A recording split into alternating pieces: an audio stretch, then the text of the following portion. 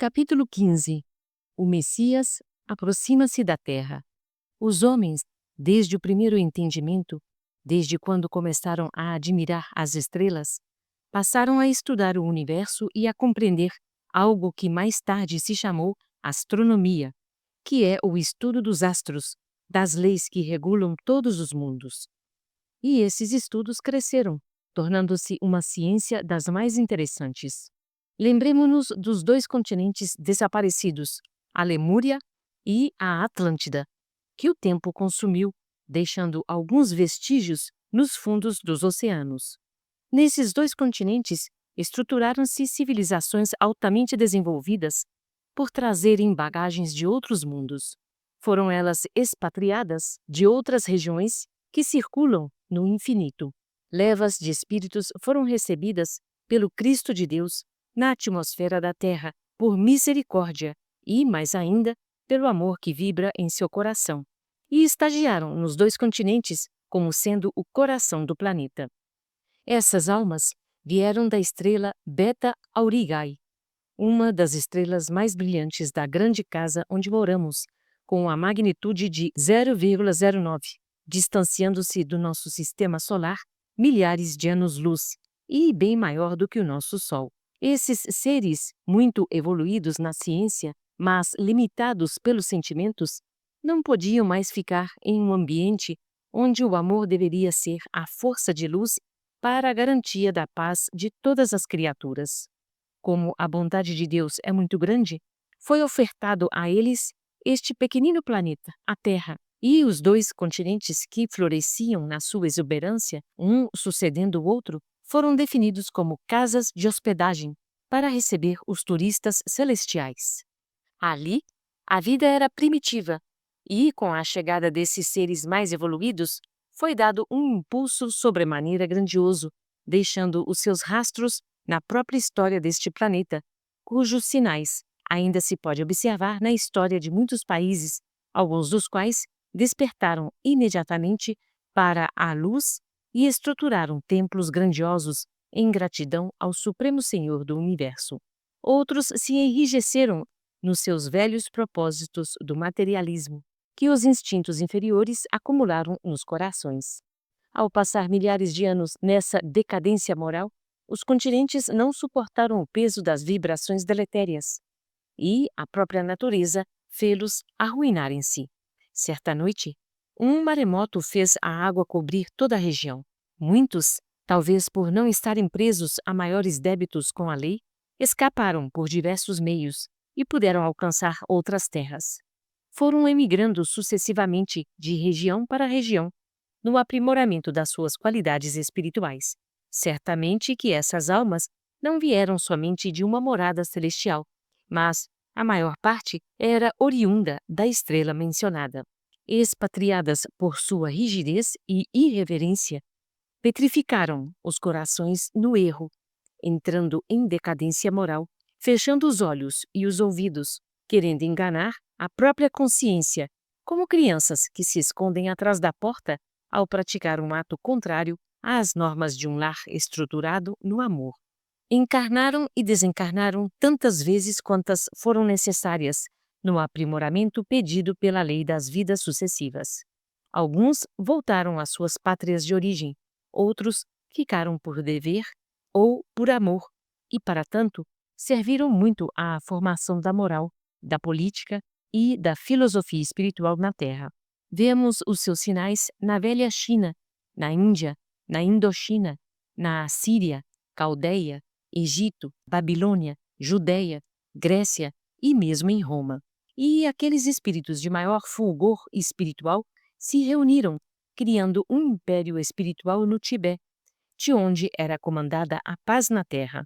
Depois, por misericórdia de Deus, foram aportando os profetas em vários pontos da terra, mais intensamente no Oriente, fortificando os velhos ensinamentos e renovando antigos conceitos e ainda mais, trazendo a notícia de que viria à terra o Rei Maior, aquele mesmo que os recebera quando expatriados da sua estrela de origem. Muitas pessoas, mesmo homens de maiores conhecimentos, declararam que não existe vida em outros mundos. Como se enganam? Não existe lugar algum no universo onde não esteja presente a vida. Tudo o que se vê, e mesmo o que não se vê, vive obedecendo a determinadas leis criadas por Deus. Entretanto, vida humana semelhante à Terra não existe em todos os planetas ou estrelas conhecidos. Às vezes, é criado um sistema solar como o nosso para sustentar a vida humana ou semelhante em somente um dos planetas. Não que os outros estejam vagabundeando no espaço sem função divina. Todos estão entrelaçados no mesmo objetivo de aprimoramento. As almas vão passando de morada a morada, na ordem em que estas apresentem condições de vida física. Quantas casas existem na Terra? Nem todas elas são habitadas. Entretanto, não deixam de ser úteis para a coletividade. Muitas são depósitos, outras esperam novos inquilinos, outras já estão em decadência e assim por diante.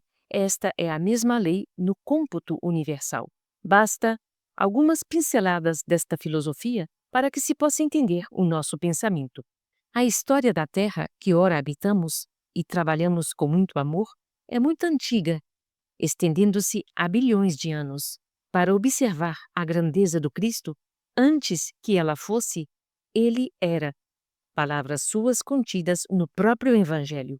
Todos os planetas estão interligados uns aos outros por leis eternas, em conjunção com a própria vida universal, e, numa sequência matemática, influem mutuamente uns sobre os outros. As distâncias que nos parecem imensuráveis, de planeta a planeta, de galáxia a galáxia, não existem na dimensão do espírito puro. Pode-se comparar com o pensamento, que vai onde quer que seja, que viaja livremente no infinito de Deus. Estamos dando um pequeno esboço para que se possa entender o que desejamos falar com a humildade que trabalhamos para adquirir. Nunca devemos baixar a cabeça sem querer olhar para cima ou, por vezes, negar as claridades dos astros, porque não tivemos a coragem de encará-los. No próprio Sol, no seu duplo energético, há vidas que a todos dirigem, sem que possamos vê-las ou tocá-las, por nos faltar evolução espiritual para isso. Os sacerdotes em Jerusalém engrossaram as fileiras dos que desejavam ver Maria de Nazaré casada, e esse casamento deveria ser com José ben Jacob, pela confiança que o sinédrio depositava nele. No entanto, ele sentia-se constrangido pela notícia, chegando quase ao desespero. Ele já não pretendia casar-se, considerando a sua idade. Queria entregar a sua vida aos trabalhos do templo e aos exercícios da caridade em que os terapeutas se especializavam. Mas o que fazer diante de tamanha pressão? As circunstâncias impunham-lhe a aceitação, quase sem raciocínio, e depois que ficou conhecendo a moça de Nazaré, no templo dos essênios, no Monte Carmelo, os seus conflitos íntimos aumentaram, por se sentir diminuído diante dela, aquela figura incomparável de bondade e de amor, ainda mais no ambiente onde aqueles homens se reuniam. Os essênios eram homens acisados, companheiros com grande capacidade de amar e discernir. Mesmo os jovens não davam lugar à revolta, nem à discórdia. Eram como crianças que se reuniam, mas por verdadeira conscientização do compromisso com a causa que abraçaram. Os sacerdotes marcaram o casamento e puseram-se a avisar os judeus de todas as cidades circunvizinhas. Era para ficar conhecido aquele feito e, certamente, pelo efeito psicológico que exerceria nas moças da época. Maria se calava diante dos temas de que ela gostava de falar, sempre que podia. Os afazeres de casa tomavam-lhe o tempo e os assuntos de cada dia obrigavam-na a silenciar-se sobre assuntos pertinentes aos sacerdotes. Era isso que se desejava. Não obstante, o homem não tem condições de interromper os ideais superiores. Os céus usam das condições humanas para dar vazão aos ideais do espírito imortal. Maria, desde o encontro com José no santuário, mudou um pouco a personalidade.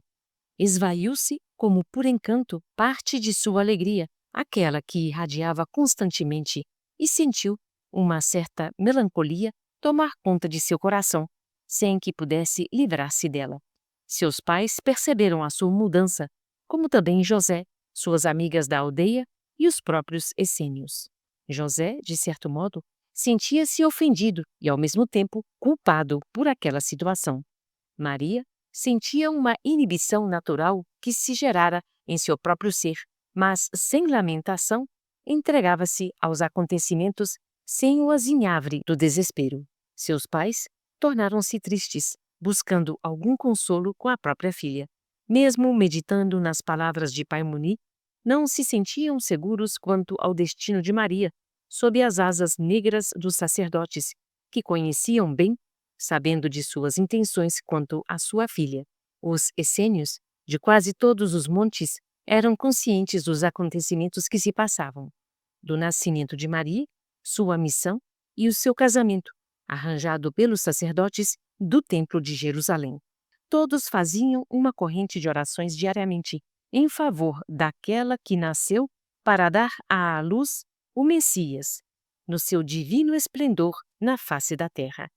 Os seareiros do bem, como espíritos desencarnados, não perdiam tempo limpando as veredas, estimulando e ativando os princípios do amor e da caridade em todos os pontos possíveis na Judéia, principalmente na Palestina. Grande comitiva de almas elevadas descia e subia do céu, em perfeito preparo para a descida do grande pastor, filho da terra e do céu. O Cristo de Deus já se encontrava nas proximidades do planeta, abençoando os roteiros por que ele haveria de passar, no esplêndido exemplo de serenidade e de mestre de todo o rebanho. Para que não haja prejuízo da sequência, devemos entender que ele deveria receber um biocorpo de estrutura altamente pura, na mais perfeita sensibilidade nervosa. A sua aura confundia-se com a própria atmosfera da Terra, sentindo como por encanto todas as necessidades dos seres humanos. Deixaremos de relatar os detalhes das cerimônias do casamento de Maria para não mais falarmos da inferioridade dos sacerdotes, procurando lembrar apenas os acontecimentos construtivos, aqueles que sempre nos educam e instruem. Devemos falar sempre dos valores do espírito, pois a missão da doutrina dos espíritos, em qualquer lugar, é ajudar, servir, perdoar e, acima de tudo, desfazer-se em amor, aquele mais puro possível, em favor de todas as criaturas, e não rememorar passados cheios de normas improdutivas e fatos desvinculados da fé e da sinceridade. Muitos essênios compareceram às cerimônias do enlace de Maria e José, e eles os reconheceram, permanecendo no silêncio, como era a norma daquela comunidade. Pai Muni não se fez presente porque o corpo já se mostrava em certa decadência diante de esforços maiores.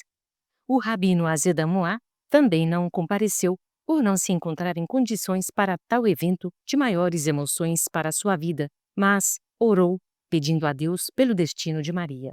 O rabino manteve-se em expectativa durante todo o dia, cismando sobre a vida daquela que, para o seu coração, era um anjo.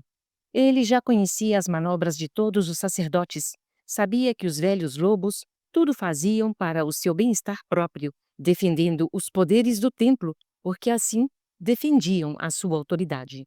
O povo quase nunca era lembrado, e, quando era, buscavam dele o dízimo e outras doações, sob a alegação de que era para assegurar o céu e outras extravagâncias.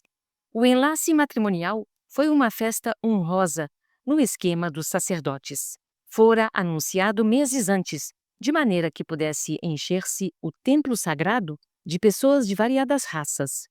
As portas famosas foram abertas ao público e os próprios romanos cooperaram com as autoridades religiosas no grande evento, com centenas de soldados montando guarda, para também examinar qual o sentido daquele casamento, se procedia de alguma rebelião contra a águia romana. A arca sagrada estava cheia de rolos amarrados com fitas de variadas cores, mostrando o carinho e o respeito àquela joia de Deus. As cortinas de linho puro, feitas no templo pelas virgens, mostravam a decência do grande salão, refletindo a harmonia das mãos que as fizeram. Vasos de flores enfileiravam-se em todas as direções, mostrando a pompa e a grandeza da casa do Senhor. Maria e José, em altares separados, esperavam as bênçãos do príncipe da sinagoga e as diretrizes dos sacerdotes. As doações continuavam a chegar para a satisfação dos deuses famintos que rodeavam o Templo de Jerusalém. O dinheiro caía no gasofilácio sem parar e, em muitos casos, denunciavam as pessoas doadoras com barulho ensurdecedor. Maria de Nazaré permanecia muda. Para ela, era como se estivesse em um deserto, esperando as ordens dos céus. José estava com os sentimentos abalados. Não sabia por onde começar a pensar. Não estava sendo dono da sua própria vida. Os sacerdotes se movimentavam ansiosos, como se fossem levar 2 ovelhas para o matadouro. Nem raciocinavam sobre o que poderia ser a vida daqueles seres ali apostos, esperando a vontade de Deus. Eles somente viam o próprio bem-estar, como já dissemos, e mais nada. Foi uma tortura para todos. 3 dias de cerimônias e, no fim, uma longa arenga de um sacerdote sobre o que poderia ser a vinda do Messias prometido pelos profetas, e a evidência maior era de afirmar que o Messias seria judeu, que viria libertar a raça, colocando-a no verdadeiro paraíso, onde nada faltaria para os eleitos. Mas enrolava a fala de certa forma para que os romanos não ficassem sabendo como esse homem, que se dizia Salvador dos homens, era esperado pelos judeus. E sempre era acrescentado nos intervalos: 2 pontos. Ele virá, mas nascerá de uma virgem, para manter a pureza celestial em seu coração. Alguns centuriões ali presentes riam-se dessas afirmativas. Nascer de uma virgem. E até o governador da Judeia deu boas gargalhadas quando soube dessa história, narrada e repetida pelo sacerdote nos esponsais de uma nazarena. José, de vez em quando, olhava para Maria de soslaio, mas, ao contemplar aquele porte respeitoso, sentia-se envergonhado e diminuído. Não conseguia asserenar a consciência nem deixar livres os seus pensamentos sobre as coisas naturais da vida física. Estava em luta com grandes conflitos dentro do peito. Maria conservava-se linda e serena, sem nenhuma perturbação. Somente meditava nas linhas dos acontecimentos.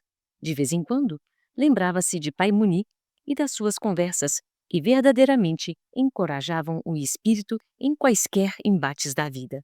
Pai Muni era uma luz que iluminava todos os bons conceitos do mundo e estava sempre pronto para ajudar aos que sofriam. Estava tudo preparado para levar o casal para Nazaré, onde iriam ficar muitos dias recebendo pessoas e conversando coisas referentes à missão do casal, preparando-se para os acontecimentos que certamente iriam ocorrer. Depois de passadas algumas semanas em Nazaré, José já não estava suportando o ambiente. Encontrava-se deslocado das conjunções espirituais daquela programação e Maria emudecera. Conversava o bastante para entender a vida familiar. Os seus pais, por vezes, se incomodavam com aquele mutismo da filha, uma vez que ela era comunicativa e falava de alta filosofia espiritual, de sorte a encantar até mesmo os sacerdotes. Quando os sacerdotes tiveram notícia do silêncio de Maria, diante de tantas oportunidades que estava tendo de falar, acharam maravilhoso o esquema que montaram quanto ao casamento. A ideia era mesmo essa: silenciar a moça. José não tinha coragem de chegar perto da filha de Eli e Ana e, não suportando mais a pressão psicológica, partiu para o Monte Carmelo em busca do Pai Muni e seus abalizados conselhos. Havia poucas pessoas em torno de Pai Muni. Os essênios estavam revigorados nos seus trabalhos, pois estavam sentindo a chegada do Messias e não poderiam perder tempo. Ficara confirmada e localizada a sua futura mãe. Bastava agora fazer mais alguma coisa em favor do grande ser que viria pousar na terra, com a missão engenhosa de despertar os homens para a luz do entendimento. José bateu apressado na porta, dando a senha de entrada, e logo foi levado junto ao sacerdote maior, que o recebeu com um sorriso nos lábios, dizendo: José ben Jacob, que bons ventos te trouxeram aqui, meu filho. Como passaste as tribulações dos esponsais? José, meio inquieto, respondeu afogado na respiração: Pai Muni, eu preciso das tuas bênçãos imediatamente. Não estou resistindo à companhia daquela jovem que é minha mulher, no falar dos sacerdotes de Jerusalém. Não que exista algo entre nós dois, pois ela a ninguém fere. É a sua serenidade o que mais me fere. É o seu modo de ser que me perturba. Ela vive completamente desligada do mundo e não conversa mais. Diz senão algumas palavras, somente o necessário para viver. Parece que ela vive em um mundo e eu em outro muito diferente. E o mundo em que ela vive é que me agride, mesmo no silêncio. Isso é o pior para quem não está acostumado a essas situações espirituais muito elevadas. O que me dizes desses fatos? Os pais dela são magníficos, me tratam com muito apreço e me têm como um filho do coração, mas, mesmo assim, eles também estão tristes e falam menos. Vejo-os preocupados com a filha. O velho, de cabeça baixa, meditava. Tinha ouvido tudo que José falara, sem mudança de semblante. José, sentindo o silêncio de Pai Muni, pediu licença e buscou a cascata do templo. Envolveu as mãos nas águas, refrescando o rosto afogueado pelas emoções.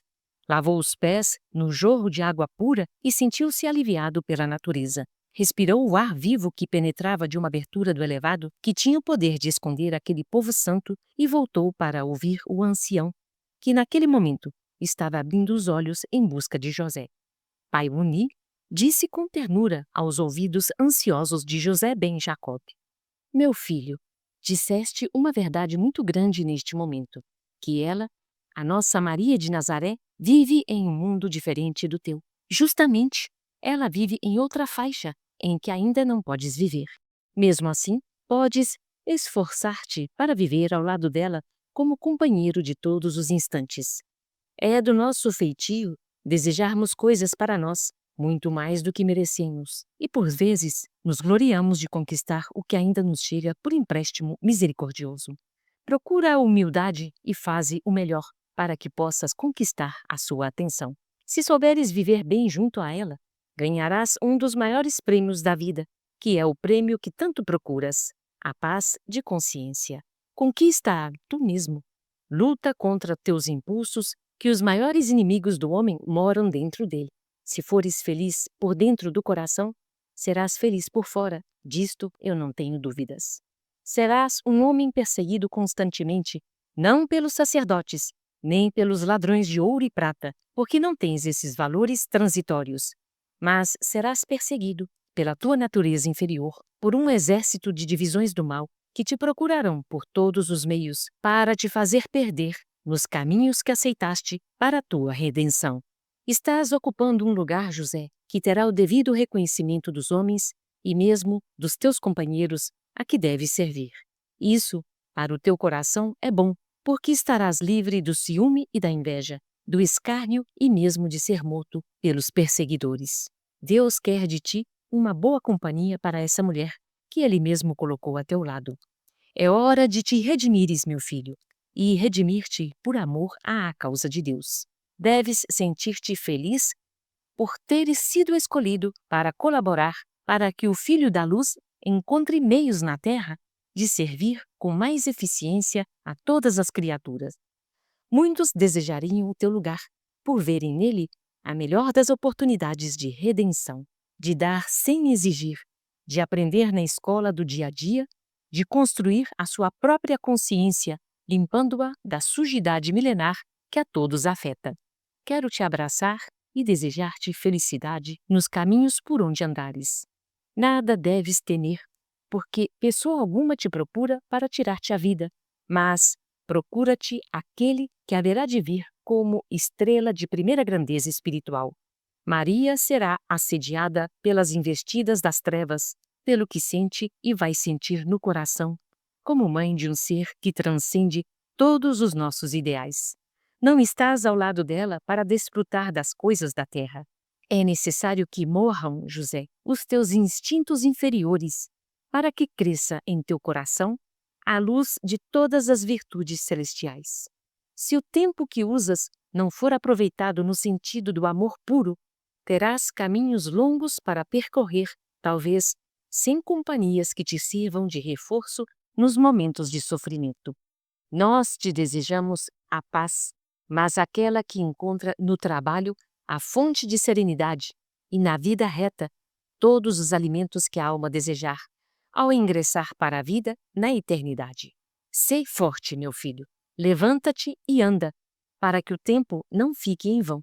O teu dever te espera e Deus há de te inspirar sobre o que deves fazer. José tudo ouviu na quietude que lhe pedia o coração, concatenando ideias e ordenando-lhe sentimentos. Em alguns momentos, lágrimas escapavam-se-lhe dos olhos agitados. Estava já, sem perceber, com as mãos de pai Muni entre as suas, para beijá-las com reverência, e foi o que fez. Nada dizia. Se falava, era nas correntes sutis do silêncio. Lágrimas continuaram a correr de seus olhos, e naquele instante rememorou toda a sua vida, desde pequeno até naquele momento, e buscava para a frente o que poderia ser, sem nada ver ou sentir. Seu coração pulsava suavemente, na harmonia da casa em que estava. Os olhos vivos de pai Muni davam-lhe certa tranquilidade, onde as emoções foram transformadas em esperança e fé. Pai Muni, com os olhos fixos em José, como um pai que protege seu filho, com a luz dos sentimentos elevados, disse com ponderação: José ben Jacob, sabemos que és da linhagem dos reis Davi e Salomão, que estruturaram e fizeram o grande templo de Jerusalém. Para ali ser adorado o grande Deus de Abraão, de Jacó e de Isaque. Mas, na verdade, todos nós, sem exceção, somos da linhagem do Todo-Poderoso, com os mesmos direitos e deveres diante da natureza humana e divina. Ser desta ou daquela raça, meu filho, não corresponde a grandezas espirituais, se essas grandezas não forem conquistadas, subindo de degrau a degrau, derramando o suor do próprio esforço. Todos nós somos dignos do salário a que fizermos jus. A justiça nos diz, no profundo do ser, que nada recebemos de graça. Herança de qualidades não existe. Existe, sim, daquilo que acumulamos na nossa consciência. Os valores são individuais e não os perdemos com o sopro de simples ventania. Deus nos deu tudo para que possamos construir os nossos próprios destinos. Procura voltar para a frente das lutas que os céus te confiaram e não recues, porque a covardia é sinal evidente de ignorância, e todo covarde se atrofia em caminho no pouco que tem no coração. Não deixes que a vida te faça voltar para o recomeço, que os meios serão piores e mais dolorosos. O arrependimento é o consolo do ser humano, mas chega tarde e é sempre prenúncio de sofrimentos terríveis. Estendamos as mãos para a frente, para alcançarmos o trabalho pela caridade e pelo amor, porém, sempre sentindo que é um dever. Se tu não podes consorciar-te pela carne, consorcia-te pelo espírito, porque nessas linhas de vida receberás a libertação espiritual que tanto buscas, mesmo na profundidade da consciência e na inconsciência. Já sou um homem idoso, sem as forças que vibram em teus braços e pulsam no teu coração. No entanto, os problemas não encontram ninho em minha mente, nem frutificam em minha língua. Perdoa-me se estou dizendo de mim. Todavia, meu filho, quero e peço a Deus que te dê forças para usar as próprias deficiências, transformando-as em forças vivas para a tua ascensão. Se o destino te fechar algumas estradas, procura as variantes. Se alguém te negar um copo de água, pede-o em outro lugar. E se não o encontrares, viaja com sede, mas nunca deves ficar imóvel por encontrar embaraços no caminho. José não imaginava o tanto que receberia daquele ancião que ele aprendeu a amar com todas as suas forças e respeitar com toda a dignidade. Pensou em voltar imediatamente em busca de Maria e servir-lhe com o que pudesse ser útil, tirando do pensamento as coisas transitórias e alimentando somente as ideias elevadas, onde a sua consciência se sentisse feliz. Despediu-se com humildade, tomando o caminho para casa.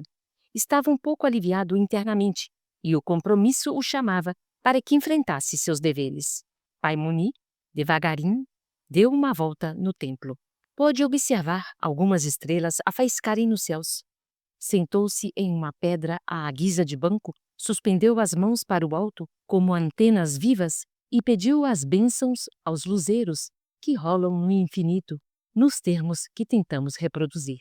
Senhor, eis que vos adoramos no modo que sabemos fazê-lo. Toda manifestação do nosso raciocínio para vos entender, diante da vossa grandeza, diminui a vossa grandeza.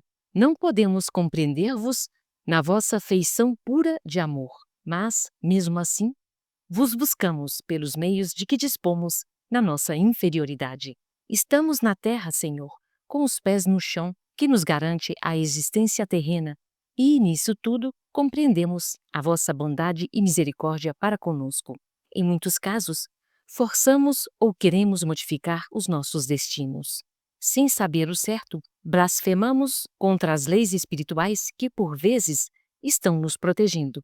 Porém, vos pedimos perdão por essas faltas cometidas por engano dos nossos sentidos e por incapacidade dos nossos valores. Intentamos colher frutos bons de árvores más, sendo que a lei não é essa. Todos os frutos são de conformidade com as sementes lançadas no solo, e nós somos permanentes ceareiros. Semeamos todos os dias e colhemos a todos os momentos aquilo que plantamos. A humanidade sofre, Senhor, o aguilhão da dor que fez outros sofrerem. Entretanto, nem todos ignoram as vossas leis espirituais. E se alguns dos homens pregam e vivem o amor, a caridade, e não se esquecem da fraternidade entre seus iguais, alimentamos uma esperança que é essa anunciada pelos grandes profetas que surgiram em todos os tempos. A vinda do Salvador do mundo, com a sua corte de anjos, a pousar na terra, e dela fazer um céu onde todos deveremos ser felizes. Sentimos o entrave da humanidade, aquele que a faz errar o caminho da paz, a ignorância. Todavia, confiamos na chegada do mensageiro divino para nos ajudar a compreender os desígnios da suprema luz do universo e da harmonia que poderemos desfrutar mesmo vivendo na Terra entre as guerras fratricidas e as incompreensões humanas. Aqui vos pedimos, Senhor, que possamos compreender-vos em todos os passos que porventura dermos na existência que nos prende ao mundo. Pedimos-vos mais, para todos os nossos companheiros desta fraternidade, para que a luz seja feita por vossas mãos em todas as direções da vida. Uma intensa luz começou a brotar do peito do ancião e a purificar todo o ambiente. Pai Muni estava dentro de uma claridade policrômica, gerada pela força do amor, virtude ainda esquecida entre os seres humanos, mas lembrada sempre por aqueles que confiam na bondade suprema da divindade. José chegou à casa de Eli e Ana todo modificado. Sentia no coração alguma coisa diferente. Era como se os seus sentidos tivessem sido revisados pela força espiritual do velho Muni e o seu ânimo avançava além das fronteiras a que podia alcançar. Procurou Maria e a encontrou trabalhando em tear simples e parecia ouvir a harmonia da própria vida. Ana estava concentrada em seus afazeres de casa e Eli saíra em cumprimento dos seus deveres fora do lar. José cumprimentou sua mulher com delicadeza e esta respondeu com alegria ao seu afeto. José sentiu que Maria estava mais bem-humorada. No entanto, a consciência lhe pedia: trabalha. José instalou sua banca de carapina, limpou suas ferramentas, juntou alguma madeira que correspondesse ao seu labor e daí a pouco se ouvia o barulho da enxó aparelhando uma peça, ainda que sem ter para ela uma finalidade determinada. José já sentia necessidade de conversar com Maria, de ouvir a sua voz, mas ainda não dividia com ela a intimidade do ambiente conjugal. A aproximação um do outro haveria de ser lenta, para não haver violência de sentimentos, e a época impunha essa regra, ainda mais à Virgem, que tinha prestado serviços no Templo de Jerusalém. Tinha esse direito, que constava no contrato de casamento. 6 meses aproximadamente depois do casamento é que poderiam viver juntos, com a mesma liberdade de um casal em plena vivência dos costumes do lar. Os sacerdotes de Jerusalém estavam satisfeitos com os acontecimentos. Pouco ouviam falar de Maria de Nazaré e sempre que podiam, pregavam nas sinagogas que o Messias nasceria de uma virgem. As casadas tinham outra missão: ter filhos e filhas para a continuação da humanidade. Quando Deus quisesse, afirmavam, ele faria surgir a eleita para tal evento de luz. Alegavam ainda mais que o grande pastor de todo o rebanho viria libertar os judeus e colocá-los como povo eleito dentre os povos da terra, pois essa era a verdadeira profecia. O que viesse fora dessas linhas de conduta não seria o Messias prometido. Os sacerdotes de Israel esperavam o Filho de Deus à sua maneira de entender, de espada e chicote nas mãos, como um guerreiro entre os guerreiros do mundo. Mas Deus nunca faz a vontade dos homens. Estes é que têm de respeitar as suas leis, se desejarem viver dentro da harmonia divina. José já fazia parte dos trabalhos de visita que há muito eram feitos por Eli, Ana e a família do curtidor. Agora também acompanhava Maria, com muita satisfação. Empenhavam-se todos eles em levar aos sofredores um pouco de alegria e de esperança. A vida corria sem novidades. As próprias visitas ao singelo lar, que eram constantes, diminuíram após o casamento de Maria com José. 3 meses após o casamento, muitas coisas mudaram. O próprio José modificou o comportamento e as suas atitudes eram antes bem pensadas. Já se ouvia o cantarolar de Maria, lembrando poemas que aprendera no Templo de Jerusalém. Eli e Ana ficavam alegres em constatar o contentamento da filha. José era como que um hóspede, que participava do convívio dos familiares, com aquele impulso no coração de ajudar em qualquer tarefa que lhe competisse fazer. Maria, em uma noite tranquila, após o dia em que os trabalhos davam mostra do dever cumprido, percebeu que os sentimentos estavam alterados. Partia da sua mente uma saudade indescritível, sem que ela soubesse de quem e de onde. Olhou em torno de si e parecia vislumbrar alguém que a acompanhava. Quis ficar a sós. Entretanto, a saudade perdurava, mas uma saudade suave, que lhe trazia um estado compensador como uma alegria permanente. Visualizava com facilidade um reino que ultrapassava o entendimento dos homens. Pensou, do lado de fora da casa, contemplou as estrelas na mesma suavidade de sempre, com o mesmo brilho inesquecível, e sentiu ânsia de contemplação. Olhou em todas as direções do universo e grossas pérolas em forma de lágrimas correram em suas faces, sem saber o porquê daquela emoção divina, na divina plenitude de seus sentimentos. Buscou o quarto novamente, apanhou seu xale, cobriu a cabeça como se fosse um véu dos que costumava usar no templo, ajoelhou-se rente ao catre que lhe servia de leito e buscou a suprema inteligência pelos fios dos pensamentos. Senhor, minha vida está cheia de emoções indescritíveis, de sorte que não posso classificá-las à luz da razão. O que acontece comigo, não sei se ocorre com as outras pessoas. Somente sei que queria saber o motivo pelo qual passo por esses transes que por vezes me levam à alegria e por outras à tristeza. Não quero aborrecer meus pais, nem desorientar José, que já acho bastante apreensivo quanto ao seu destino junto a esta casa. Vejo e sinto mudança em mim. Perdi aquela vivacidade, aquele entusiasmo por tudo, extraindo de tudo mais alegria e mais vida, e agora somente observo e me esforço para não ficar indiferente às coisas. Sou tomada de melancolia que me leva até à mudez, sem que eu saiba o porquê. Sinto que isso é uma tortura, se não para mim, para os que me acompanham. Entrego a minha vida em vossas mãos. Fazei de mim segundo a vossa vontade, para que tudo se cumpra na perfeita ordem do universo.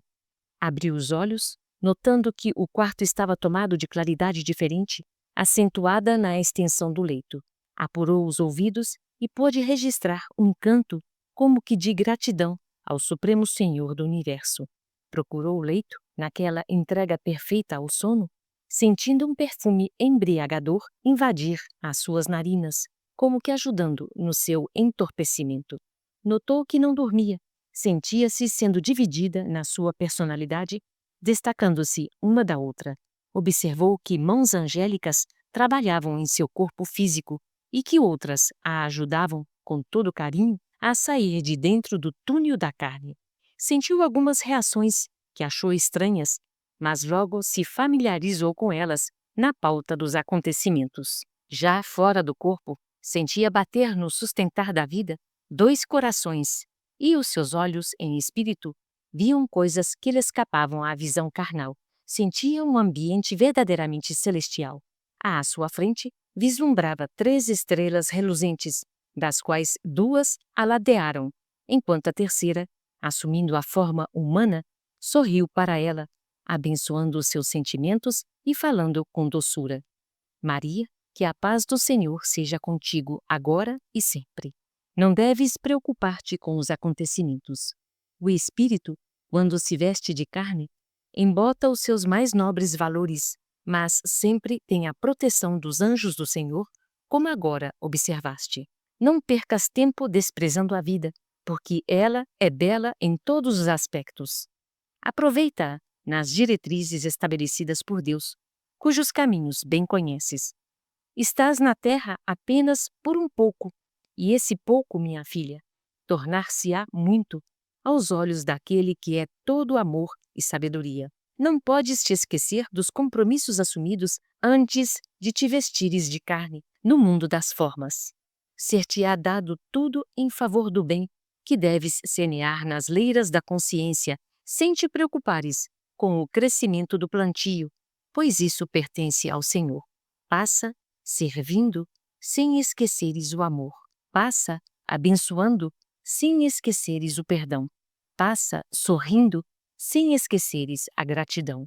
Estamos sob a dependência de Deus, porém, Ele deixa que cumpramos o nosso dever, que é parte nossa, nos servindo da conquista das nossas qualidades espirituais. Nunca pretendas desfazer-te daqueles que te cercam, sejam eles quem for. Todos somos peças de luz para uma claridade maior. Eis que és bendita entre todas as mulheres, por teres sido escolhida para receber em teu seio a luz da vida de todas as criaturas da terra. Não des um passo para trás. Vê o infinito, para que possas caminhar infinitamente pelo bem de todos os seres, exemplificando todas as belezas celestiais. Serás o símbolo para todas as mães da terra e guia de todas elas, naquilo que existe de mais sagrado na natureza humana: dar à luz. O Messias prometido já se encontra nos arraiais da terra e, neste momento, te olha como pai, antes de ser o filho das tuas entranhas, para o cumprimento de todas as profecias do mundo. Já se encontra anunciado e até os ventos falam dele por onde passam. Os animais dão parecer de que ele vai chegar, e as plantas distribuem sinais da sua vinda, enriquecendo os celeiros com abundantes frutos. Sei que compreenderás e entregarás a tua vida para que ele viva e cumpra o dever maior, como determinou o Senhor do Universo. Espera e trabalha, confia e alimenta a esperança.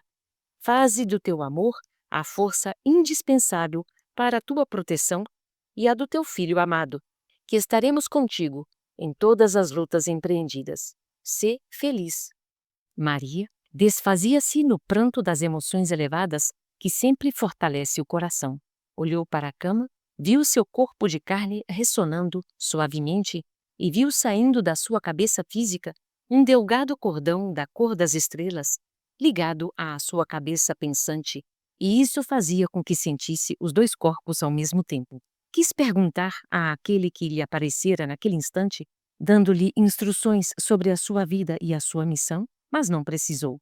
Compreendeu logo o significado de todo aquele engenhoso mistério da vida, pois tinha certeza palpitante em seu coração de que a morte nunca existiu.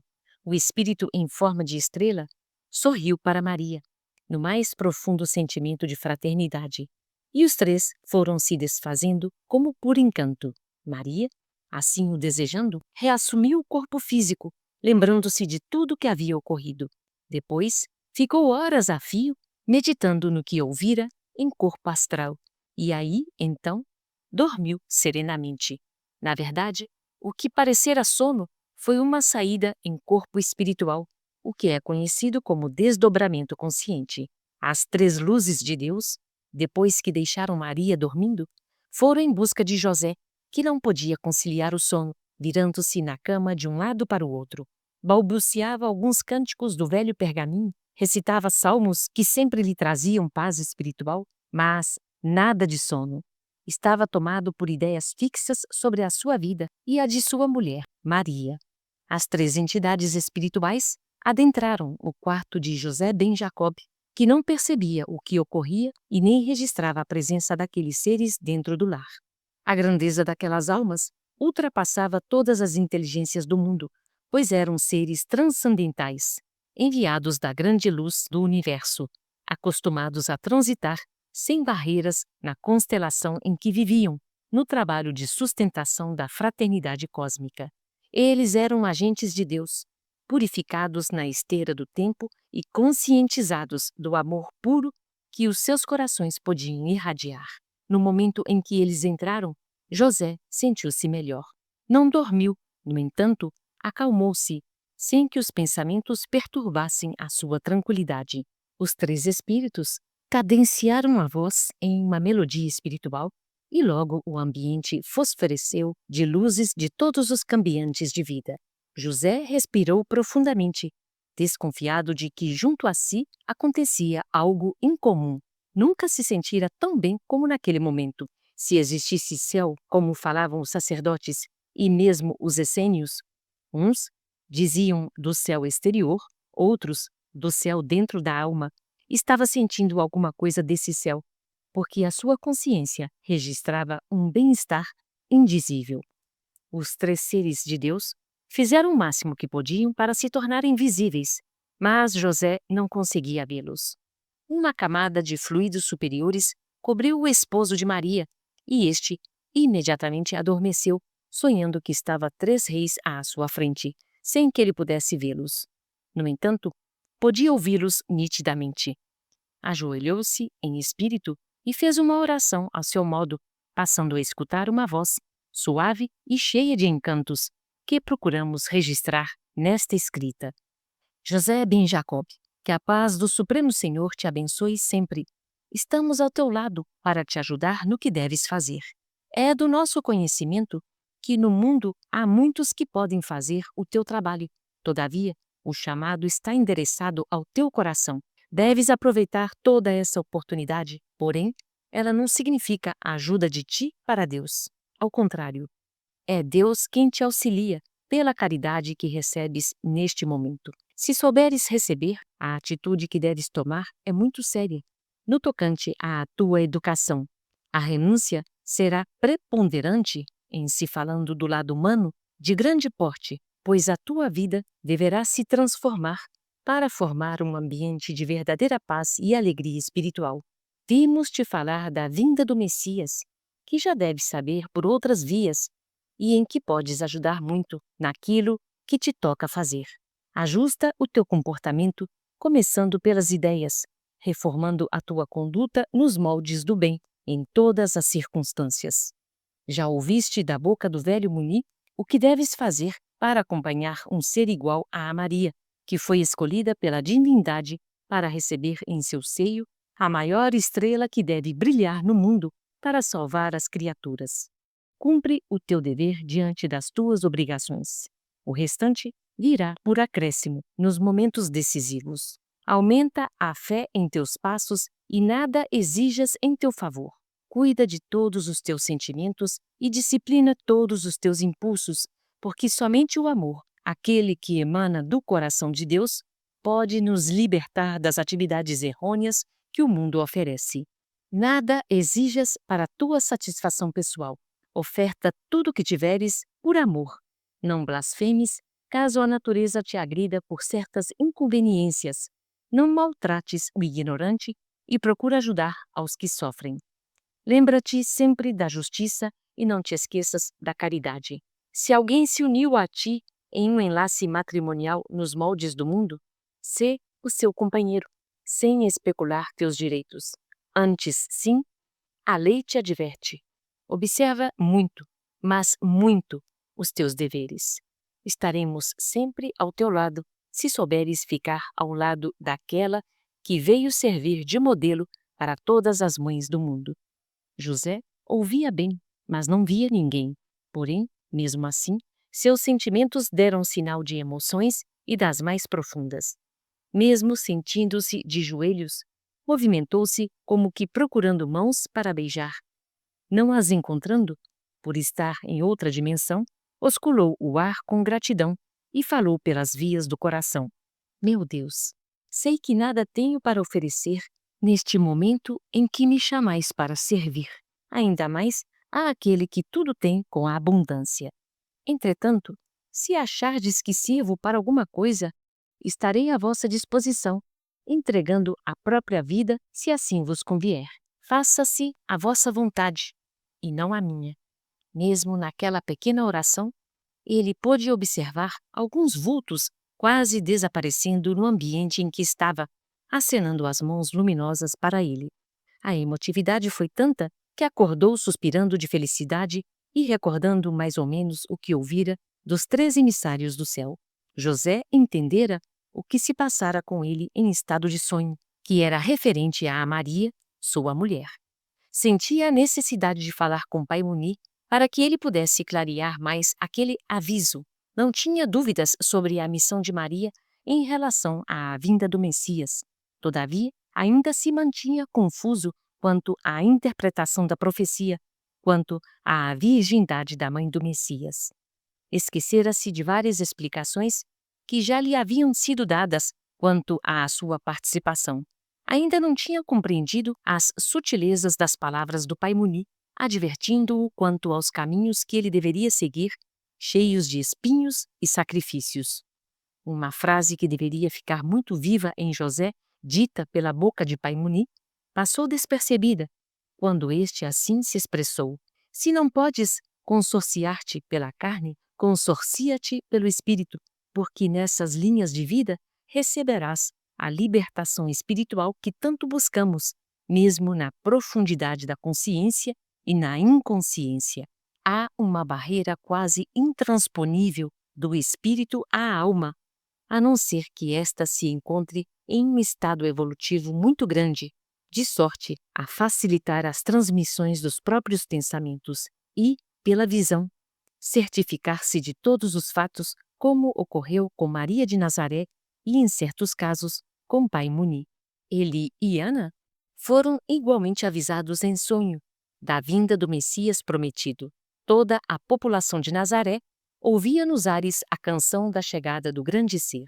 Os pássaros redobravam seus cantares. As árvores demonstravam seu contentamento pelos frutos multiplicados. Os animais sentiam-se mais alegres nos campos. As estrelas tinham outro brilho no céu. A fraternidade essênica, que já tinha acolhido em seu seio e praticar as profecias dos maiores profetas como Elias, Eliseu, Isaías, Samuel, Jonas, Jeremias e Ezequiel, estava na escuta dos primeiros sinais da descida do Divino Senhor. Nas cavernas do Monte Moabe, já se liam as tábuas da lei no original, escritas pelas mãos de Moisés, o que já era um sinal evidente de que o Salvador se aproximava da terra com os seus braços estendidos a proteger todo o mundo. Os essênios, nas suas cavernas, formavam uma fraternidade com um punhado de homens altamente conscientes também dos seus mandatos, abrindo campo favorável à descida do grande mestre que trazia para os seres humanos as mãos e o coração cheios de amor, dádiva ainda desconhecida na sua feição pura na face da terra. Roma estava de posse de uma glória fictícia na transitoriedade que a própria história do mundo não nos deixa mentir. Era mais um país que sucedera a outros que tinham a mesma ilusão de domínio, de ganância de poderes e de ouro, objetivando interesses particulares e nunca o bem-estar da coletividade. Os homens que tinham nas mãos as diretrizes dos destinos humanos estavam insaciáveis de sangue e de luxo. Os países vencidos ficavam depredados, escarnecidos e injuriados, e ainda eram saqueados nos seus mais guardados tesouros, que por vezes eram fruto de atitudes semelhantes no passado. A história dos homens já se encontrava repleta desses acontecimentos desde épocas remotas, mas a direção da terra, nos planos resplandecentes, tomou a decisão de ouvir os clamores dos sofredores em toda parte do planeta e cuidar de assistir os que choravam com fome de justiça e com sede de amor. Para tanto, uma corte de espíritos já se encontrava nas cercanias da terra, liderada por um grande expoente de uma das divisões celestiais que integrava a fraternidade cósmica em um conjunto de estrelas com a forma de uma serpente.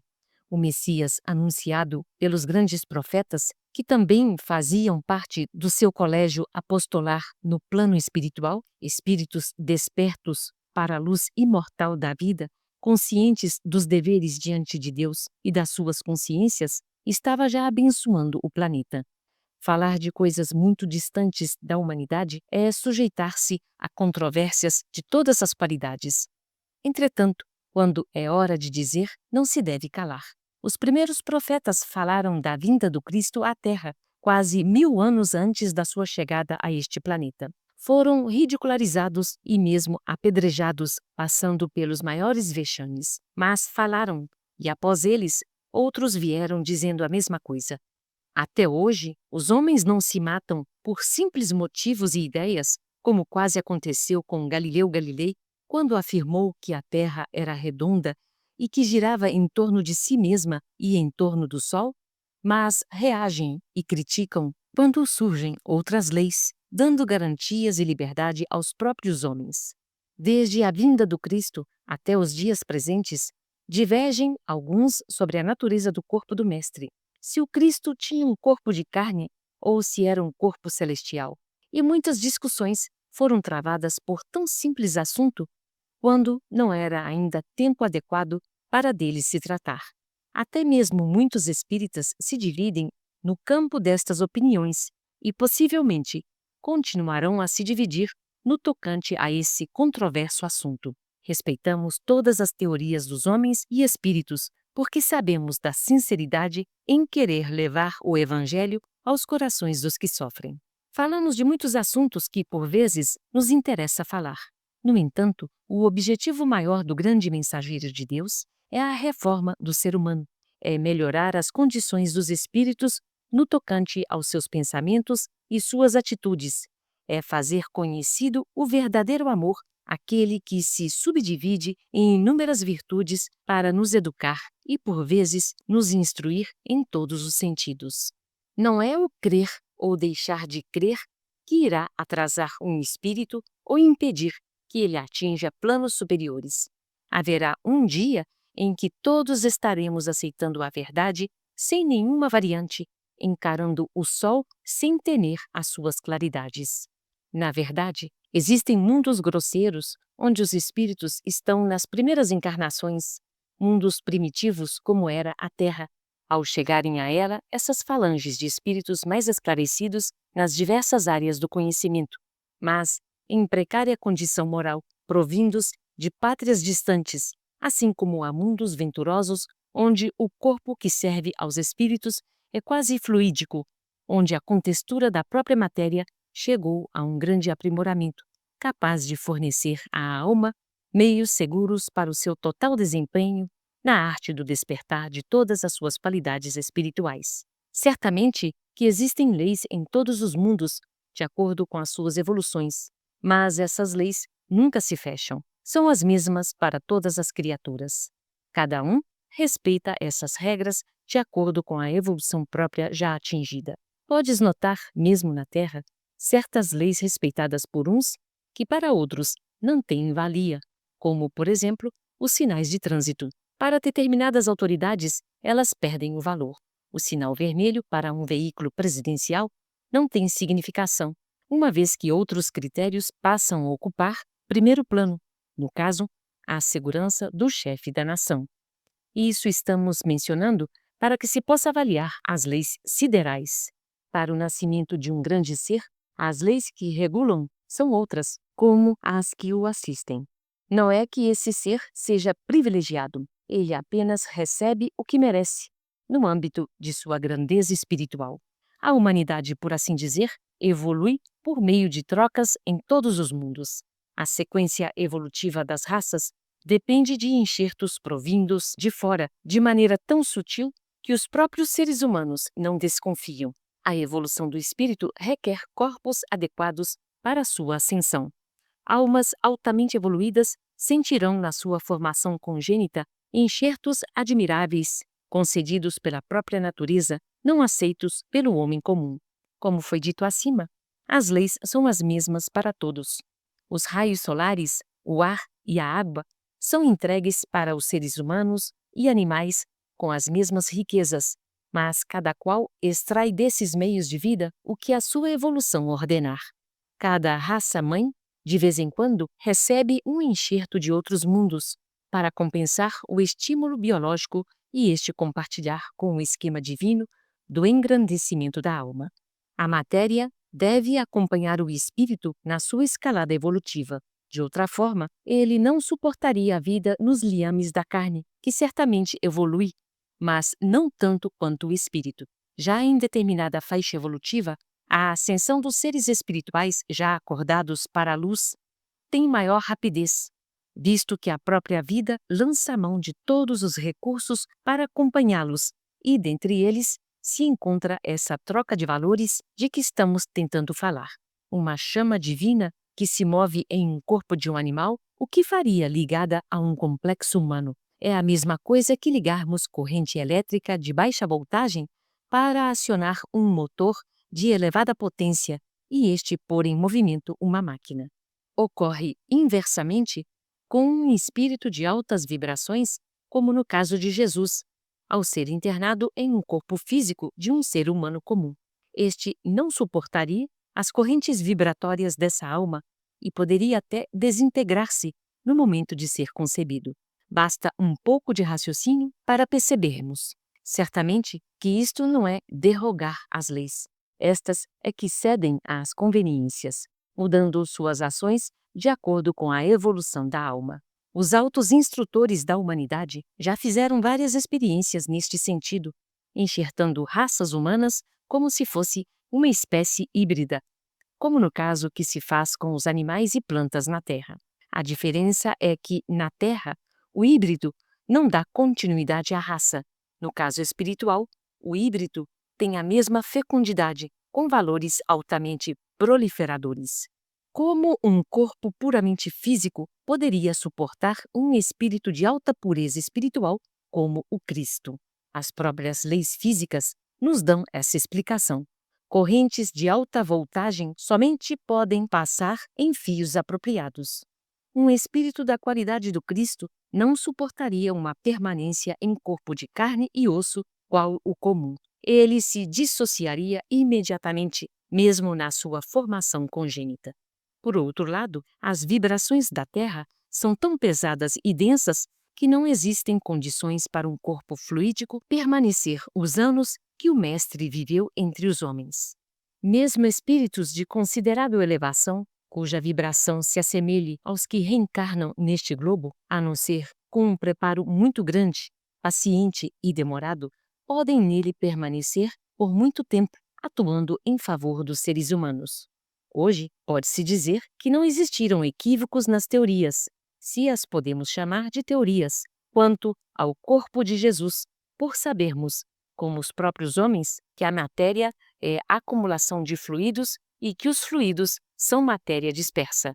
Fluidos e matéria se confundem na grande ciência da vida infinita. Não se deve perder tempo em discussões improdutivas sobre uma ciência que ainda escapa às deduções humanas. A verdade é relativa e se revela de acordo com a evolução dos homens e espíritos. O verdadeiro sentido que nos interessa mais na vida e vinda de Jesus à Terra é a sua imortal mensagem aos seres humanos, a fim de os libertar da ignorância. Essa mensagem, na sua profundidade, significa amor. Ainda estamos nos debatendo para compreendermos este amor e certamente vamos levar muito tempo para aprendermos a amar os nossos semelhantes. Os espíritos que reencarnam na Terra, mesmo os mais evoluídos, ainda não suportariam um corpo nas linhas do corpo do Mestre dos Mestres.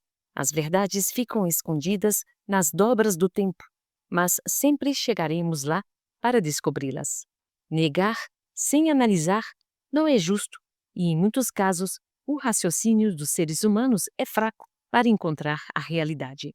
Os espíritos que discutiram a respeito do corpo de Jesus, muitos deles, já no mundo espiritual, sentiram o que perderam de tempo ao quererem manifestar as suas próprias ideias como verdades absolutas e estão querendo voltar à Terra para trabalhar em silêncio e, por vezes, sem o currículo da ciência e do autodesenvolvimento intelectual, barreiras difíceis que, em muitos casos, impedem a chegada do amor ao coração. Quantas páginas é necessário escrever, gastando-se um tempo enorme a fim de se levar o leitor a certas conclusões? Isso quando se leva. Entretanto, como descrever a vida da nossa Mãe Santíssima, da Mãe de Jesus, sem descrever o seu nascimento, a sua formação e os seus poderes? Moramos em uma galáxia onde pululam bilhões de astros e a vida esplende em todas as direções. Nesse universo, se assim podemos dizer, existe uma fraternidade cósmica, na sua infinita extensão, de que participa o nosso Mestre que fez nascer na Terra o Evangelho. Um punhado, se não uma síntese, de leis universais que regulam e dirigem todos os mundos. Afirmar que o Cristo veio à Terra em um corpo puramente fluídico é exagerar as condições, de maneira a tirar do Senhor a participação humana e colocá-lo, como muitos fazem, em um corpo de carne, como o comum dos homens, é ir para o outro extremo, impossibilitando-lhe o pleno domínio do mundo espiritual na altura do seu porte de luz. Ele é, pois, o caminho do meio das futuras gerações. Teve um corpo híbrido, mas de alta vibração moral e espiritual. E é nesse sentido que passamos a conversar com os seres humanos, com o maior respeito para com a nossa Mãe Santíssima e para com o maior de todos os espíritos que desceu à Terra, aquele que ela gerou sob as bênçãos de Deus, o Messias prometido. Caberia ao assunto um espaço bem maior que merece ser considerado em condições especiais. No momento, compete-nos meditar e assimilar os conceitos valiosos da fala dos espíritos que circundaram Maria de Nazaré como enviados do Senhor, seareiros da verdade, assim como os exemplos do próprio Mestre e sua estimada mãe, que seremos gratificados. No plano espiritual, continuamos a estudar com muito respeito e admiração a vida do Mestre e de sua mãe. Cada vez que meditamos sobre esses dois luminares, somos tomados por uma paz indescritível. Os princípios da vida na Terra ainda estão escondidos nas dobras do tempo, por faltar ambiente adequado para serem ditos aos seres humanos. Neste céu em que moramos, a que chamamos de galáxia, existem bilhões de mundos circulando, obedecendo a uma lei que já conheces, a gravitação universal. Essa lei, em verdade, é filha do mesmo amor tão repetido no Evangelho, que segura os mundos por mãos invisíveis e sustenta a harmonia de tudo o que existe. Os seres humanos se dividiram em todas as suas ideias para melhor conhecê-las. Depois, tornarão a uni-las na conscientização das mesmas. O mundo espiritual estudou os meios mais apropriados para a descida do Senhor aos liames da carne, aperfeiçoando essa carne. Como? Hoje se pode analisar o que é feito na própria ciência com a inseminação nos animais e mesmo nos seres humanos. Já foram feitas muitas experiências de grande proveito em vários missionários da verdade que vieram à Terra antes e depois do Cristo. E a própria evolução biológica está, de certa forma, ligada a esse trabalho de inseminação espiritual, para dali nascerem seres mais aperfeiçoados, com corpos de forma mais adequada, para que espíritos evoluídos encontrem meios de cumprirem as suas missões com maior eficiência, o que não constitui derrogação das leis. Quem poderia afirmar que uma lei foi revogada? Quem lhe conhece o limite? A visão cósmica de um ideal altamente puro é um pouco diferente de esquemas particulares de espíritos inferiores, e se as almas evoluem, as leis têm de progredir na mesma linha de entendimento. Quantos seres humanos não nasceram sem genealogia no passado? Na verdade, afirmamos que, no futuro, continuarão a nascer. As experiências estão sendo feitas e serão realizadas à luz do entendimento. Já foram conduzidos para a Terra, por muitas vezes, esses enxertos divinos pelos benfeitores da eternidade, de variados mundos, e geralmente são trazidos protogametas de alto teor evolutivo que são inoculados em mulheres preparadas para tal evento, de onde deverá sair uma espécie de forma humana capaz de suportar espírito de grande pureza. Alguns são aproveitados no momento da cópula, outros são introduzidos com a original intervenção do ser humano. É bom lembrar que o respeito às leis se dá de acordo com a evolução do espírito. Não se pode afirmar que, no caso de Jesus Cristo, foi desrespeitada a lei da genética e a da moral, a dos seres humanos, já que o ser humano pouco conhece e vive a moral elevada para falar dela. Exemplificando o nosso assunto, personagens de elevada evolução, como Apolônio de Tiana, o grande sacerdote da justiça em Jerusalém, Melquisedeque, Krishna, Buda e tantos outros, não tiveram genealogia. Foram como que ensaios para que descesse o grande mestre de todos os mestres que já vieram à Terra. Em relação ao Messias, o caso não foi outro. Ele era de natureza humana e divina. Até o seu corpo foi um biocorpo, para que pudesse ficar entre a terra e o céu, em completo domínio das suas atividades nos dois campos de trabalho, celestial e humano. Ele era filho de Deus e filho do homem. Como sabes, há mundos de naturezas variadas, mundos quase fluídicos, onde a humanidade já alcançou a libertação da agressividade da matéria bruta através da lei das vidas sucessivas e vive quase somente em espírito. Foi de um desses mundos que se trasladou a semente purificada, de acordo com os genes maternos, para uma vida que obedecesse mais ao espírito. Foi de uma estrela próxima ao sistema solar, a 9 anos-luz de distância aproximadamente, que veio a semente genealógica esplêndida de perfeição para obedecer ao acasalamento com óvulo em uma virgem na cidade de Nazaré, que se encontrava em preparo espiritual no afã de realizar o maior feito da história na Terra, para que as profecias fossem cumpridas e a vontade de Deus fosse realizada no mais puro esquema de amparo à humanidade terrena. A semente que, na linguagem científica da Terra, se chama espermatozoide, quase fluídica, foi trazida para a Terra por 3 espíritos, cuja pureza os fizeram estrelas de elevada grandeza para ser inoculada naquela que seria a futura mãe de Jesus, Maria de Nazaré, como também para dar cumprimento às profecias de que de uma virgem nasceria o Salvador dos seres humanos.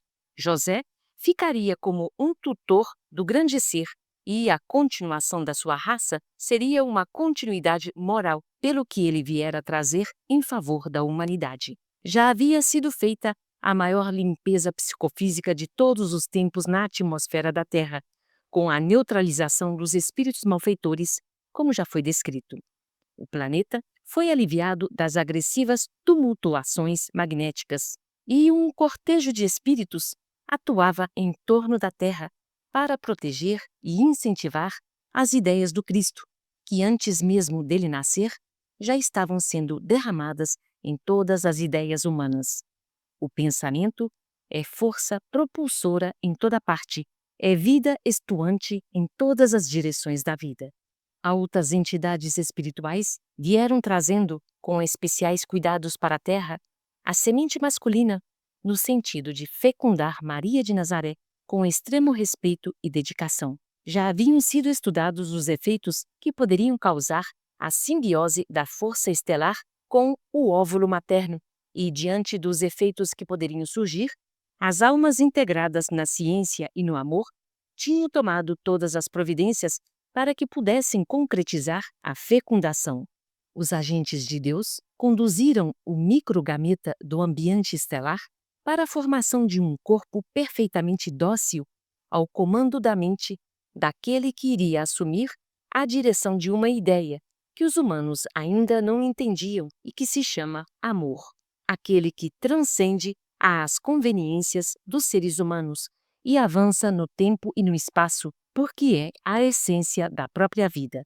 O ambiente de Nazaré desfrutava de grande serenidade. Falanges de espíritos elevados intercruzavam os espaços da pequena aldeia, onde iria descer em forma de homem o rei do mundo. Os ceareiros do bem, que há muito tinham iniciado os trabalhos de limpeza espiritual na Palestina, regozijavam-se de alegria por sentirem o fruto dos trabalhos que realizavam em nome de Deus.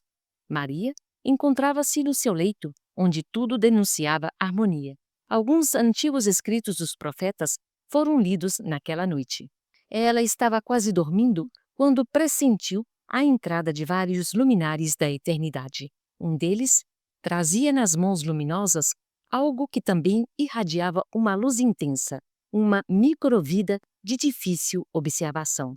Com toda a ternura que um santo pode manifestar, aproximou-se e colocou no ninho uterino de Maria, pelas portas engenhosas dos recursos divinos com os quais somente os arcanjos de Deus sabem lidar. O campo gerador de vida de um amontoado de células sobrepostas com dinamismo peculiar às coisas vivas, perdeu o caráter de matéria e passou a manifestar uma aglomeração de claridades indescritíveis. Via-se o microgameta tomar a direção do ovário pelas vias das trompas e, à medida que ele avançava, deixava um rastro de luz no caminho percorrido. Uma luz brilhante contornava sua cabeça e derramava-se pela cauda irrequieta, que parecia acenar para aqueles que o trouxeram.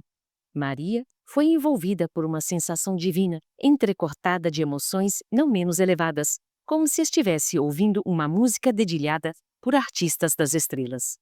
A harmonia da sua mente era uma conquista de sua consciência em deveres retamente cumpridos na esteira do tempo.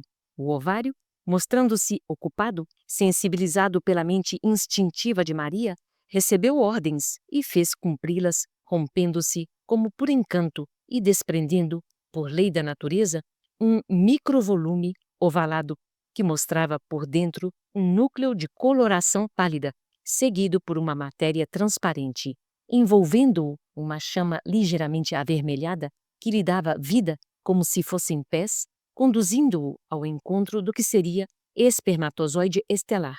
Era um espetáculo grandioso, esse da natureza ao mesmo tempo humana e divina. Aos nossos olhos espirituais, quando assistimos a fecundações semelhantes de seres espirituais elevados, notamos que em cada qual muda o panorama, mas os principais traços são os mesmos. À medida que se dava a aproximação dos dois elementos da vida, intensificava-se em ambos a vibração, como se fossem altas correntes elétricas correndo pelos fios de uma estação geradora e redistribuindo-se para todas as ramificações que lhes cabia beneficiar. Nessa aproximação, sob a visão espiritual, notava-se como que minúsculos tentáculos, nascendo do óvulo à guisa de braços, como também no microgameta, dando-se a simbiose espiritual. O primeiro abraço, que se processava dentro da mãe, de um mesmo ser que se dividia por duas naturezas e se integrava como sendo uma só unidade psicofísica. Olhando com mais atenção, poder-se-ia notar, na ramificação da contextura genética, abrirem-se como se fossem dois lábios divinamente estruturados e, naquele aconchego divino e humano, manifestava-se o primeiro amor de si para consigo, como que num suave beijo, onde um se integrava ao outro para a formação do instrumento humano. Nesse momento, eram atados os primeiros laços do espírito ao seu futuro corpo, espocando luzes em todos os pontos sensíveis dos vindouros centros de forças, estabelecendo assim o equilíbrio na formação biológica daquele que deveria nascer. No plano em que se encontrava o Messias, que não participava diretamente dos acontecimentos descritos, flameavam luzes de todos os cambiantes que os conhecimentos humanos não poderiam observar com os recursos que possuem, clareando acima das claridades já existentes e perfumando toda a cidade naquela noite memorável, na contagem das eras que se expressam na terra. Multidão de espíritos puros pairava sobre a cidade de Nazaré, cantando hinos de louvor ao Todo-Poderoso, na mais elevada orquestração da vida.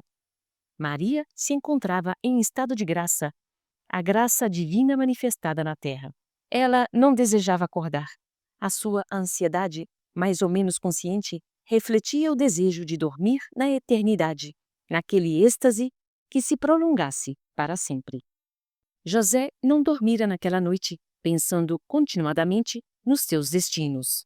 Os pais de Maria também não conciliaram o sono, mas sentiam alegria no coração por alguma coisa que deveria acontecer ou que estava acontecendo. Pai Muni já sabia do evento. Alguém soprara em seus ouvidos a notícia do maior acontecimento da terra, realizado na pequena aldeia de Nazaré, e os essênios passaram aquela memorável noite orando e cantando glórias ao Senhor de todo o mundo. Depois da fecundação realizada, com a ajuda das mãos angélicas dos missionários da luz, começou o óvulo fecundado a ser conduzido para o útero, iniciando-se a marcha de 7 dias, com a sua estrutura toda transformada em busca do seu leito onde, por lei divina e humana, transformar-se-ia em um ser humano. O grande milagre da natureza, a cuja força as células obedecem, até hoje deslumbra a todos os que a ele se dedicam por sua perfeição e faz calar até os próprios sábios. É que ali está o Espírito, chama divina, na divina missão de retornar à carne quantas vezes forem necessárias, granjeando luzes e amontoando experiências, para que nele desabrochem todos os seus valores. Estamos dando algumas pinceladas sobre o início da vida na Terra do Divino Doador, sem querer retratar todos os acontecimentos, por nos faltar capacidade para tal empreendimento. Temos a dizer que nada existe sem o amparo da grande fonte da vida. Nada se perde no turbilhão imensurável do universo e tudo vem de Deus. Ele é o Criador de todas as coisas. A receita de criar é somente sua. Os seus filhos de todos os planos da vida podem cooperar com ele na sua operação permanente, desde a infraestrutura da matéria até os planos mais elevados do espírito, pois em tudo existe a ação de Deus operando. Uma formiga da menor espécie que se pode ver na natureza, cuja existência o ser humano mal percebe a olho nu, talvez tenha maior capacidade de trabalho e indução em relação ao ser humano, porque se move por força instintiva que lhe dá condições de fazer coisas extraordinárias. A força operadora que se move dos átomos aos anjos é a inteligência suprema, a que denominamos Deus, este que ainda é desconhecido dos nossos mais acurados sentidos.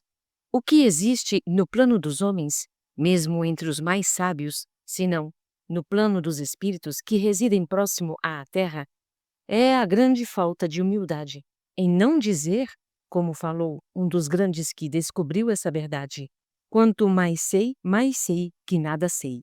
Em comparação a Deus, somos todos ignorantes. Tudo vem de Deus, repetimos, e tudo é dirigido por Ele.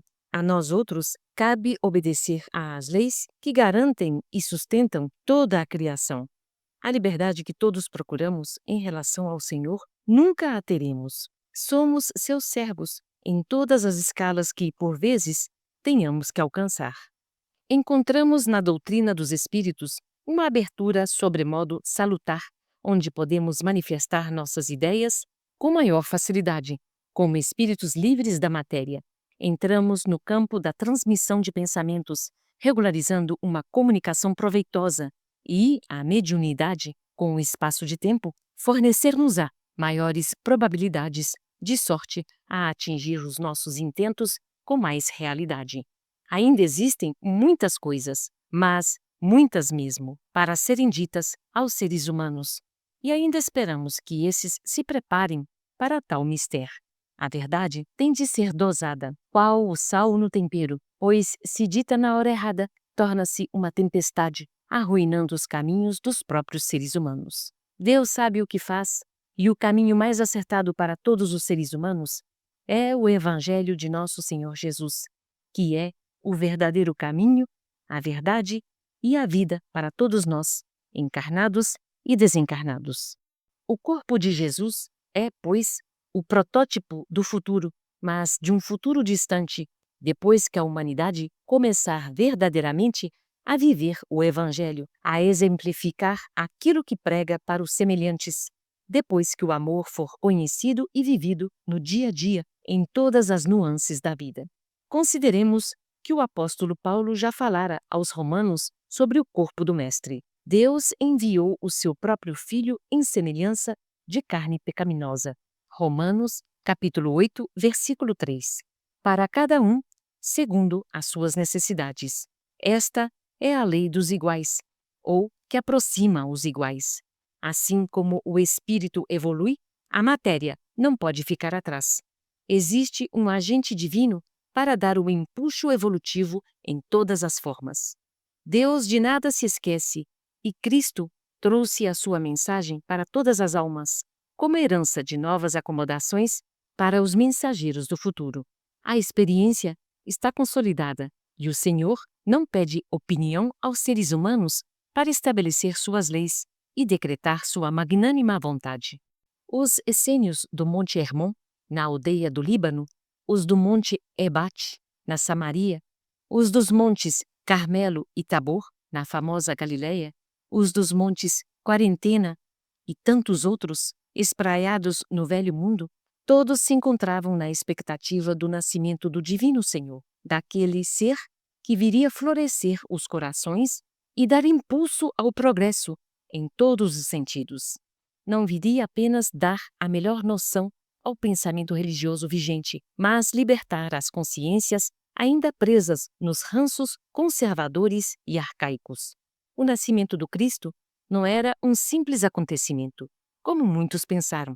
A sua singela descida abalou a terra, movimentaram-se inúmeros espíritos altamente conscientes de seus deveres e comandados diretamente por ele. O Messias, se materializando na terra, para que a humanidade pudesse sentir mais de perto a presença de Deus, o Deus Todo-Poderoso, que iria falar pela sua boca. O Cristo era o Verbo que se tornaria carne entre os seres humanos.